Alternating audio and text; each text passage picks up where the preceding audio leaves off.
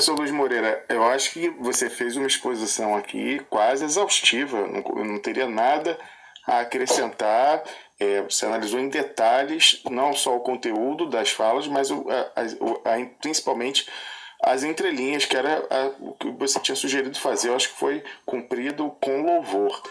O que eu vou falar vai além disso, são aspectos tangenciais, que era o seguinte: mais uma vez, aí no final você faz referência àquela sugestão que nós fizemos aqui bem antes dele ser preso. Nesse artigo eu vou mostrar mais uma vez, para que o Lula fosse para uma embaixada. Por que eu faço isso mais uma vez? Por que eu vou mostrar de novo? Pelo seguinte, professor, porque várias das pessoas, nós temos fontes no Brasil, várias das pessoas que naquele momento falaram que o Lula não podia ir para uma embaixada, porque isso era coisa de fujão, né, não poderia, não sei o que tal, como que ele deixa a luta, várias dessas pessoas já estão com seus planos de fuga prontinhos. Se a coisa apertar no Brasil, elas vão dar no pé. O Lula fica preso lá, mas esse pessoal todo, vários desses, não posso dizer todos, mas vários desses nós sabemos que já estão com o plano de fuga prontinho, só esperando o sinal para sair, né? Porque tem alguns sendo feitos pelo próprio presidente aí, Rômulus, o plano de fuga. Corre em Brasília, que tem um tal de um listão já, um listão assim com os nomes tal, do pessoal, não sei se é boato, né, mas eu ouvi de pessoas aí que inclusive temem estar no listão, né, até comentaristas do Duplo Expresso, por exemplo, assim, temem estar nesse tal listão lá que está circulando. E o que eu sei é que muitas dessas pessoas do entorno do presidente Lula, que davam esse aconselhamento, que diziam que ele tinha que ficar, já estão com o seu plano de fuga prontinho, aí o passaporte em dia, passagem reservada, enfim, né? Mas serviu como cabo eleitoral, né? Para botar no santinho, os deputados renovarem seus mandatos, para isso serviu. Agora ele continua lá com a perspectiva negativa, que é muito bem refletida no semblante dele, na voz, nos sinais visíveis de irritação, como eu falei, a questão ali, o movimento compulsivo com a garrafa, gaguejando, como você falou, professor, batendo os documentos na mesa. Enfim, é lamentável tudo isso, mas eu tenho mais uma coisa a acrescentar, professor, porque aqui a gente não desiste nunca. Depois desse tempo a gente não desiste nunca. Então, é um outro artigo que eu vou mostrar, que é um artigo que nós publicamos deixa eu ver a data, em 16 de julho, que foi quando o Sepúlveda Pertence saiu da defesa do presidente Lula, que foi o seguinte: a gente colocou: Sepúlveda Pertence sai da defesa de Lula. Pergunta: que defesa?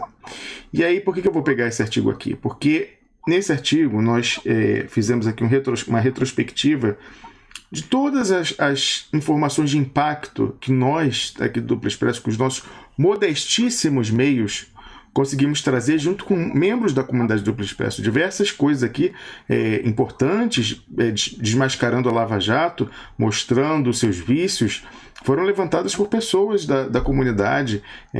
Então nós colocamos aqui, por exemplo, no fim do ano passado a gente falou do acordo do Eduardo Cunha com Sérgio Moro para excluir o relatório, qualquer menção ao Rodrigo Tacla Duran, o ex-advogado do Odebrecht, do relatório da CPMI, mas, e tem todas as outras aqui que vocês podem ver nesse artigo que eu mencionei. Mas aqui, por que eu falei que a gente aqui no Duplo Expresso não desiste nunca? Porque ainda há coisas, professor, embora eu tenha dito que o presidente Lula tenha sido convencido a ir se desarmando ao longo do tempo, ainda tem algumas armas que, inexplicavelmente, professor Luiz Moreira, inexplicavelmente, até agora a defesa não usou. Eu quero entender, assim, você agora, assim, não tem mais expectativa. Agora a gente viu o Lula passando o recibo claríssimo de que ele tem a plena consciência de que ele está ferrado, num português muito popular.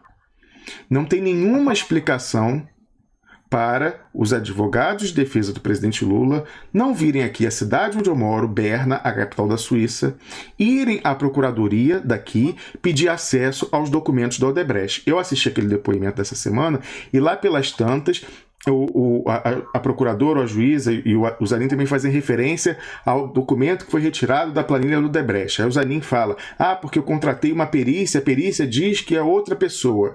muito mais eficaz do que uma perícia de outra pessoa é ele pegar um avião, aliás, nem avião, porque eles vira e mexe vêm aqui a Genebra para fazer a atualização do processo da ONU, era só pegar um trem de 1h45 de Genebra até Berna. A paisagem é linda, inclusive, quando passar em Lausanne vai ser assim, do queixo cair. Recomendo ir de trem e ficar olhando a janela ali para a direita quando passa perto de Lausanne. Mas vir aqui a Berna e pegar esses documentos que ele vai conseguir contrastar e mostrar o que foi falsificado e com o que eles sumiram no caminho da Suíça para o Brasil. Outro dia, professor Luiz Moreira, eu fui contactado por um advogado, inclusive lá no ano passado, quando a gente já insistia sobre isso com a própria defesa do Lula. Eu conversei com o Cristiano Zanin, falei, Zanin, por que vocês não vêm aqui pegar esses documentos? E eu insistindo, eu chato, que eu não desisto nunca. E aí ele falou, eu falei, olha, tem que constituir um advogado aqui na Suíça, posso fazer isso? Ele falou, pode, vê aí, procura alguém na Suíça que pudesse advogar o presidente Lula e fazer esse pedido. Eu arranjei o advogado. Um advogado suíço, mas que fala português, e que tinha clientes que estavam, outras pessoas perseguidas pela Lava Jato, mas que não apareceram ainda, possivelmente políticos, com contas aqui na Suíça, mas que estavam sendo perseguidos aqui, mas que não estão nos holofotes. Então, familiarizado e fala português e conhece o caso, inclusive. E aí eu perguntei para ele, olha, tem algum conflito de interesse? Ele falou, não tem, posso advogar, depois de fazer um exame lá. Falou, teria muita honra em advogar o presidente Lula nesse caso. Seria até importante, porque como ele é icônico, para mostrar... Porque aqui na Suíça, a Procuradoria, eles têm uma imagem de que a Lava Jato é, assim, impecável nos procedimentos. Então, o caso do Lula, por exemplo, ele leu a sentença, leu aqueles número, vários pareceres que foram escritos sobre a fragilidade da sentença, e essa informação sobre os abusos da Lava Jato e as violações ao devido processo, isso não chegou à Procuradoria aqui na Suíça. Eu falei, não, trazendo a figura do Lula, aí vai ficar claro e vai ajudar até os meus outros clientes aqui também, que também estão tendo seus direitos violados pela Lava Jato. Aí eu contatei esse advogado e depois aí eu voltei para o Zanin e falei isso em fevereiro, professor, muito antes do Lula ser preso, fevereiro desse ano. Aí falei com o Zanin, aí falei, olha, já tem um advogado, ele viu que não tem conflito de interesse, agora. Não houve mais.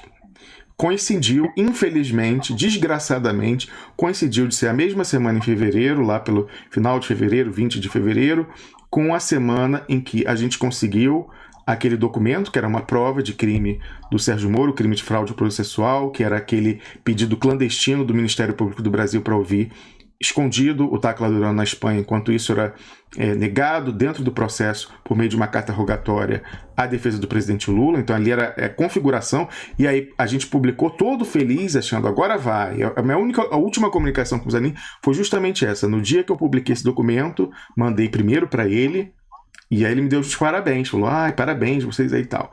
Aí, mais ou menos no mesmo dia, eu tinha mandado essa informação. O advogado vai poder pegar, falou que quer só a procuração do Lula para ir buscar esses documentos e mostrar os documentos que a Lava Jato...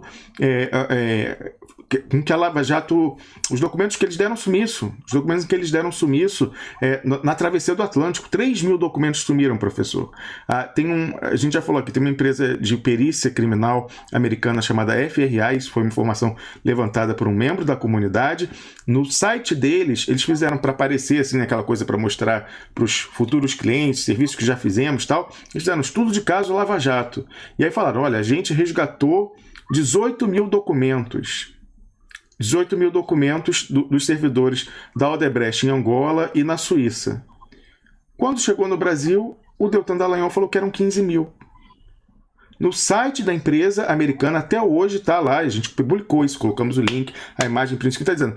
Eles entregaram na mão dos procuradores da Suíça, dos procuradores dos Estados Unidos, dos procuradores do Brasil, porque os três receberam cópias desses documentos, 18.000. Como é que o Deltan Dallagnol chega no Brasil e diz que são 15? Quem estava nesses 3.000 documentos que sumiram? Então, assim, naquele dia eu falei com o Zanin do documento, um assunto paralelo, né, da prova de crime do Sérgio Moro, mas eu falei, olha, o advogado já falou que está disposto e tal, não houve mais, porque aí ao mesmo tempo também aí vem a contaminação política, professor, você falava aí no início dos ataques do PT jurídico ao trabalho do Zanin, porque nós publicamos aquele documento que era a prova de crime do Sérgio Moro. Representantes do PT jurídico, como o Vadi Damus, o Paulo Pimenta não é advogado, mas ficava ali na aba do Vadi Damus, entraram numa espiral destrutiva contra a gente. Assim, resolveram que a gente tinha que sumir do mapa, ser erradicado, e começaram a assediar parlamentares, deputados, senadores, os seus respectivos gabinetes, nos corredores, assim, já sem nenhum cuidado, né? Não esperando para falar discretamente, se tornou uma coisa ostensiva, dizendo que todo mundo, ninguém do PT poderia mais vir aqui ao programa, ninguém de movimento social e tal, e falando que nós éramos perigosos, que nós éramos golpistas, trambiqueiros, que tínhamos arrumado um documento falso e que queríamos desmoralizar a defesa do presidente Lula. E que a defesa do presidente Lula não queria saber de documento. Quando, como eu disse aqui, a primeira pessoa para quem nós mandamos o documento foi o Cristiano Zanin, que nos deu os parabéns. Depois disso não houve mais, porque a gente virou persona não grata no PT, graças a esses deputados, os mesmos que fizeram o habeas corpus fake, lá colocando o Moro como autoridade coatora, e que não avisaram o Zanin. Eles sim foram desleais com a defesa, porque não avisaram o Zanin que ia entrar com aquele habeas corpus. Nós, a todo momento, nós falamos com o Zanin.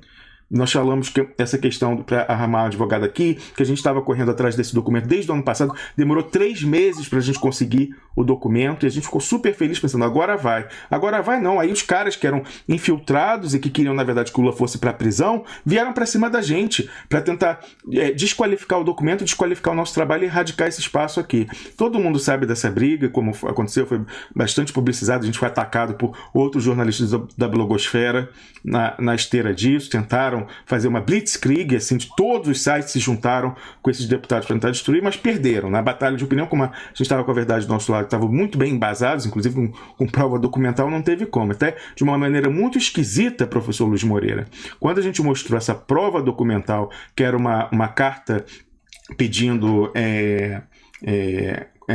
eu acho que é auxílio direto, eu não sei se é auxílio direto a figura, mas enfim, pedindo acho que é auxílio direto sim, do Ministério Público Federal para o Ministério da Justiça da Espanha, para ouvir secretamente o Tacla Duran. O deputado Vadir Damus veio dizer que ele já tinha esse documento sim, que ele já tinha anexado desde o ano passado, lá na sua representação que fez na PGR. Aí o pessoal começou a cobrar. Como assim que já tinha? Cadê? Mostra o documento. Aí quando ele mostrou o documento que ele disse que era o mesmo, primeiro, não era o mesmo, tem lá lado a lado, quem for no duploexpresso.com é só colocar no campo de busca a bem da verdade, que foi a nota que ele colocou, tentando nos desqualificar, dizendo que ia processar. A gente está esperando o processo até hoje, para poder exercer a exceção da verdade, professor. Não veio o processo, até agora não chegou aqui. Mas procura a bem da verdade, você vai ver o documento lado a lado. O nosso documento era uma prova de crime do Sérgio Moro. Estava lá o pedido de auxílio direto do Ministério Público Federal para a Espanha, pedindo para ouvir o Tacla Duran com o endereço certo dele, e chegou na casa do Tacla Duran. E a gente conseguiu isso, um vazamento do Ministério da Justiça. O documento que o deputado Vadir Damus apresentou era uma comunicação entre o Sérgio Moro e o Ministério da Justiça do Brasil, dizendo que ele tinha mandado uma carta rogatória para um endereço na Espanha e que lá não tinha Tacla Duran nenhum. Ou seja, o Sérgio Moro deliberadamente colocou um endereço falso, endereço errado, mais uma fraude processual, colocou o endereço errado ali, apenas para receber um recibo da Justiça Espanhola dizendo, fomos nesse endereço aqui, não tinha ninguém Tacla Duran, e poder continuar dizendo que Tacla Duran é foragido, quando ao mesmo tempo o Ministério Público Federal mandava um documento secreto para o endereço certo. Mas aí a dúvida, professor Luiz Moreira, como o deputado Vadir Damus, o jornalista Luiz Nassif também publicou esse documento, e o Estado de São Paulo obtiveram essa comunicação entre o Sérgio Moro e o ministro da Justiça do Michel Temer, do golpe, que era o álibi fabricado pelo Sérgio Moro contra a prova documental. Então o nosso era a prova de crime do Moro. O Vadir Damus resolveu dizer que aquilo não era novidade e apresenta o álibi fabricado pelo Sérgio Moro quando ele manda o endereço errado. Até hoje, no artigo eu perguntava para ele como ele teve acesso a esse álibi fabricado pelo Sérgio Moro. Até hoje, o ex-deputado, né, daqui a pouco o ex-deputado, que não foi reeleito lá no Rio de Janeiro, ainda bem, fiz campanha também contra a recondução dele à Câmara dos Deputados, até hoje não explicou como que ele teve acesso ao álibi fabricado pelo Sérgio Moro. Tudo muito esquisito, professor, mas nós não desistimos. Então, até hoje eu não consigo compreender por que nas inúmeras viagens que o Zanin e a Valesca, a quem a gente dedica todo o respeito e elogiamos muito eles na questão da ONU, mas não entendemos por que eles vêm aqui a Genebra e não pega um trem para vir a Berna pedir acesso a esses documentos. Eu mencionava, professor, que esse mesmo advogado que tinha se disponibilizado a advogar para o Lula pedir acesso a esses documentos, ele foi participar de um evento agora no fim de outubro, eu acho que foi 29 de outubro, um evento sobre a Lava Jato, em que ele ia falar para suíços, em alemão, uma plateia ia ser aqui em Berna, a palestra, junto com o procurador-geral, o equivalente ao PGR daqui da Suíça. E aí ele me contactou porque ele queria mostrar assim, coisas absurdas, porque tem essa imagem de que a Lava Jato é corretíssima, tal aqui, e ele queria mostrar nada disso. Eu falei, olha, a coisa mais fácil que você vai fazer para desmascarar a Lava Jato, que os suíços vão ficar com os cabelos louros deles em pés, é você pegar o laudo da Polícia Federal do Brasil, dizendo que os documentos que os suíços entregaram para eles foram falsificados quando estavam custodiados pelo Ministério Público Federal. O laudo da Polícia Federal, que, pedido pelo Sérgio Moro, diz que depois que estava em posse dos procuradores, lá o Deltan Dallagnol foi quem trouxe daqui da Suíça, sumiram com uma parte dos documentos e outros foram adulterados. Como que a Polícia Federal do Brasil, professor, diz que documentos que estavam em posse do Ministério Público Federal foram adulterados e não acontece nada? E, pior ainda, esses mesmos documentos, os que sobraram, continuam servindo de prova nesse processo do presidente Lula e tantas outras pessoas que estão sendo processadas e condenadas. Como pode ser? Foi alterado o documento. É a Polícia Federal do Brasil que está dizendo. E eu posso dizer isso assim, que esse laudo também foi fruto do trabalho aqui do Duplo Expresso. Eles iam publicar o laudo dizendo que estava tudo certo, que era perfeito. A gente conseguiu publicar esse artigo falando que tinham sumido com 3 mil documentos, trazendo lá o estudo de caso da FRA, que era a empresa que tinha feito a recuperação, e comprovando, portanto, que eles tinham sumido com 3 mil documentos. E aí, no dia seguinte, a gente fez isso dias antes da data limite para eles publicarem o parecer, eles adiaram, falaram não, aí foi muita repercussão, assim, centenas de milhares de leituras desse artigo, eles falaram, não, vamos adiar, mas precisamos de mais 2 semanas para concluir a perícia. E aí, quando voltou 2 semanas depois, eles tiveram que dizer, sumiram com documentos, tem outros adulterados. E foi diretamente resultado do nosso trabalho, posso dizer isso, porque quem falou isso foi o Zanin. O Zanin nos deu os parabéns, falou, parabéns, aí vocês conseguiram tal, essa questão do laudo da Polícia Federal. Então, há um laudo da Polícia Federal dizendo que os documentos que estão servindo de prova para mais uma condenação do Lula foram adulterados na custódia do Ministério Público Federal. Eu falei, se você falar para um suíço aí que estão condenando o ex-presidente Lula com base em documentos que eles entregaram e que o pessoal falsificou, eles vão ficar de cabelo em pé. Eu não sei como é que foi, eu não fui a essa palestra, quero perguntar até para ele como é que foi a recepção dessa informação lá, porque é algo assim que é assustador. Mas como que, em vista disso, professor, os advogados de defesa do Lula, depois de tudo que eles esperaram, depois da eleição vai ter, o pessoal vai ser clemente e tal, já viu que não vai ser. O que falta para essa gente vir aqui a Berna pedir acesso a esses documentos? Eu não consigo compreender, professor Luiz Moreira, só é o comentário que eu tenho que fazer, porque nós fizemos contagem regressiva aqui, desde o ano passado, sabe, de quando os documentos iam ser destruídos no Brasil, que já foram. A Odebrecht não tem mais esses documentos, só quem tem agora são as procuradoras dos Estados Unidos, o Brasil tem a falsificada, né, que não vale nada. E aqui na Suíça, eu não compreendo por que os advogados do Lula não vêm aqui. O que eu sei, professor, e aí eu não quero crer que tenha a ver com isso, é que o nome do Lula não vai estar lá, mas vai ter o nome de muita gente que não apareceu na Lava Jato. Eu não posso entender por que a defesa do Lula vai temer expor o nome de pessoas que estão sendo protegidas pela Lava Jato. Então, assim, eu tenho uma certa perplexidade com isso, e depois de ver o depoimento do Lula nessa semana, eu tenho que retomar esse tema, no qual nós batemos por muito tempo aqui no Duplo Expresso. E continua aqui, professor. Você sabe, esse pessoal todo tem meu telefone. Eu já contactei o advogado uma vez a pedido da defesa do presidente Lula, e não vou compreender eu pergunto, né? Eu perguntava, a defesa é defesa de verdade, ou o processo é telequete, é teatro? Eu não entendo. Se eles de fato querem se contrapor a Lava Jato, eles têm que vir aqui. Primeiro, fechar o canal aqui, vir aqui queimar o filme da Lava Jato, ajudar o advogado a mostrar que os documentos que eles estão pegando aqui, eles estão falsificando com o laudo da Polícia Federal do Brasil, dizendo que eles falsificaram e estão usando para condenar pessoas, entre elas o presidente Lula, um estadista respeitado, inclusive aqui. Tem que fazer isso. Primeiro para desmoralizar internacionalmente, depois para levar o processo. Mas isso, professor, o uso é até extraprocessual. Então a gente fala, isso não vai adiantar nada, porque no Brasil agora a justiça está toda viciada, eles estão juntos e tal. Mas pensa no peso político para negociações de bastidores de a defesa do presidente Lula ter a planilha com o nome de todo mundo que eles estão escondendo, ou seja, dos 3.000 documentos que o Deltan Dallagnol fez sumir quando cruzou o Atlântico. Não sei se ele jogou no banheiro do avião, lá deu descarga, caiu no Oceano Atlântico, que ele sumiu com 3.000 documentos com o nome de quem, sei lá quem está nesses documentos.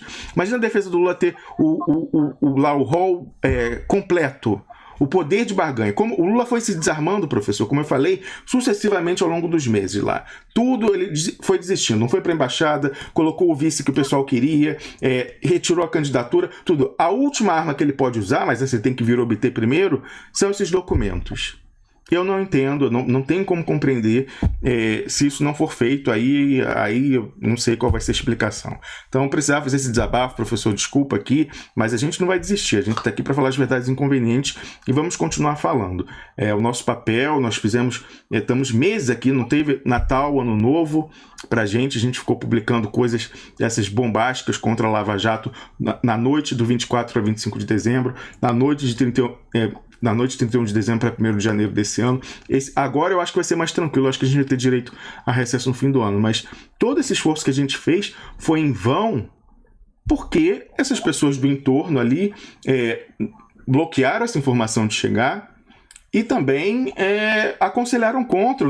Não sei onde está sendo enterrado isso, mas que interesse alguém que em tese está do lado do presidente Lula, que interesse essa pessoa pode ter em não vir acessar um documento que prova a inocência do Lula e coloca sob risco os algozes do Lula? Então, assim, em tese, essa tua pergunta é uma pergunta retórica, né, Ramos? Carlos Krebs, eu espero que ela não seja retórica. Eu quero que a pergunta deixe de ser retórica. É isso, professor. Então, eu não sei se o Carlos Krebs quer fazer algum comentário. Você, professor, eu sei que é uma situação constrangedora, delicada, mas eu não posso me furtar depois de ver o depoimento do presidente Lula, que me incomodou profundamente, ver ele com aquela consciência que ele está, de que ele está ferrado. Lembrar essas questões, que eles têm os documentos, quer dizer, eles podem vir aqui pedir os documentos e nunca fizeram isso. Então... Eu só queria complementar o que o professor falou em relação a essa pergunta que o Lula fez no início da audiência, de, afinal de contas, eu sou ou não sou o proprietário desse sítio? E antes da juíza informar para ele que isso não vinha ao caso, ela fez questão de deixar bem claro, bem marcado, que ela não estava ali para ser interrogado. Quem estava ali para ser interrogado era ele. Quem tinha que responder perguntas era ele e não ela. É verdade, Carlos Krebs. Então... a gente vai encaminhando aqui para o final do programa. E eu peço para você mandar aí o superchat para a gente poder ler. Teve alguns aí ao longo do programa, estou vendo aqui, mas são dúvidas que ficam. Então, quem tiver interesse em se aprofundar sobre essa questão, mais uma vez eu vou mostrar aqui o artigo, ó, tá lá, deixa eu botar aqui na tela, esse aqui, ó, Sepúlveda pertence à defesa do Lula. Pergunta, que defesa? Aí lá tem o elenco de todos os documentos que a gente conseguiu levantar com a ajuda aí do pessoal da comunidade ao longo dos meses, desde o fim do ano passado, desde novembro do ano passado, e que nunca foram usados inexplicavelmente nem por quem fazia a defesa política do Lula, no caso político-administrativa, que era o Vade Damoes, o Paulo Pimenta e o Paulo Teixeira, nem também pela defesa técnica. E por último, a gente se perguntando isso, ó, aqui, ó, em negrito, botando no final, ó, por que não levaram, por que a defesa não levou ao processo oitiva secreta de tacladura na Espanha? Por que a defesa não vem à Suíça pedir acesso às provas negadas por Sérgio Moro? Quem quiser entender, é só nesse artigo que está lá bem completinho. E aí, por último, enquanto o York está pegando aí o superchat, eu queria mostrar que em outro artigo, aquele ao qual o professor fez referência no início da fala dele, lá do baile da ilha fiscal, que foi publicado agora em 28 de outubro, no dia do resultado do segundo turno, ó, Caetano, Chico e o novo baile da ilha fiscal barraram o Mano Brown. Lá no final, eu coloquei um vídeo editado sensacional, que foi feito por um expressionauta, de uma fala, de uma das primeiras vezes que a socióloga Thaís Moia participou aqui do programa. E eu peço que vocês prestem atenção principalmente à fala do Aloysio Mercadante no final, que foi a fala dele no dia, logo depois que o Lula se entregou. E preste atenção no que a Thaís Moia vai falar e preste atenção no que esse expressionauta colocou aí do Aloysio Mercadante falando no dia da prisão lá em 7 de abril. Vamos lá. Faz sentido isso que eu... Opa. Bom. Só fez sentido isso que eu vivi lá na CUT agora, recentemente. Nada acontece por acaso, né? Mas as coisas foram acontecendo lá na CUT que quando eu vi no sábado, ele se entregou no sábado, né? Foi na missa.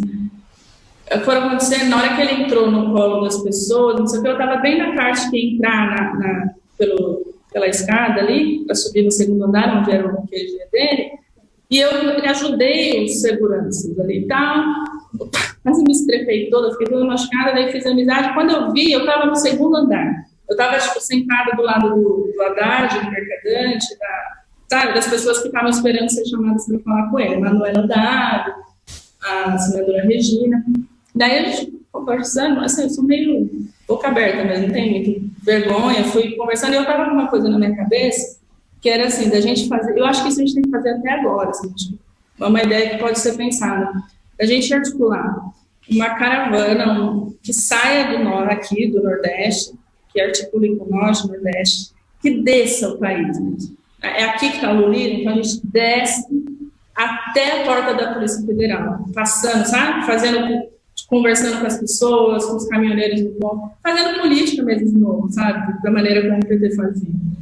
E se isso minimamente funcionar, assim, se for articulado, se tiver estímulo, né, e tal, vai ter um impacto muito grande. Imagina chegar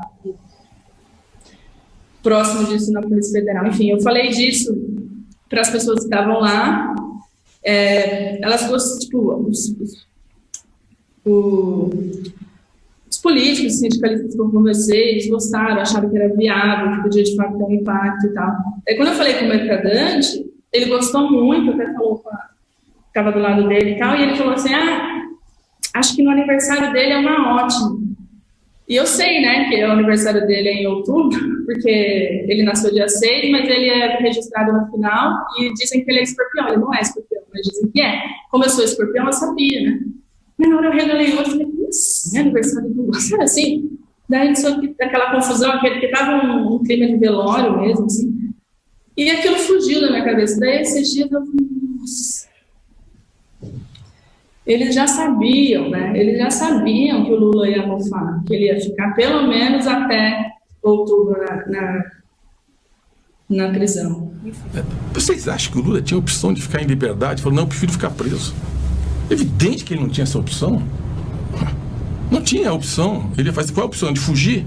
Fugir para onde? Fugir como? Voltar as costas para os... E os outros companheiros que estão presos, e ele não vai ter um gesto de liderar esse enfrentamento, de mostrar que é uma injustiça para o mundo, de mostrar, gerar uma indignação do Brasil quanto o que está acontecendo com ele, de questionar as decisões que estão na justiça. É através dessa luta que a gente vai recuperar a democracia do Brasil. Não tem como fugir disso. Então não existe essa hipótese. Não, o Lula tinha a opção pela liberdade. Não tinha. Ele foi sendo injustiçado, os processos atropelados, tinha mandato de prisão contra ele e seguramente ele seria perseguido e preso. Então não há essa opção. A opção, o Lula não optou pela cadeia. Ele simplesmente tomou a opção mais responsável que ele podia ter com o país, com a democracia, com o Estado de Direito, inclusive com os companheiros que estavam lá na porta do sindicato e que podiam ser expostos a cenas de violência. Esse é o Lula. Sempre foi esse. Esse foi o discurso, esse aí feito pelo Aloysio Mercadante, é o discurso que se fez ouvir e convenceram o presidente Lula a, por exemplo, não ir para uma embaixada e convenceram ele a não resistir naquele dia lá no sindicato. Essas pessoas todas agora estão bem, algumas delas, como eu falei, com seus planos de fuga já. O Aloysio Mercadante não precisa não, porque ele é um infiltrado. Isso fontes da inteligência de fora já dizem. Ele não corre risco nenhum em ficar no Brasil, porque ele trabalha, não é de hoje, trabalha desde antes do PT chegar ao governo para o outro lado. É um infiltrado que foi colocado no PT desde a sua origem. Então, esse não tem risco. Agora, outros, sim, que talvez tenham lá, até de boa fé, dito que o Lula deveria se entregar e não deveria ter ido para uma embaixada, muitos deles, até da ala esquerda do PT, já estão com seu plano de fuga aqui para a Europa. Professor Luiz Moreira, o programa agora vai se encaminhando para o final, vou ler aqui o superchat brevemente para a gente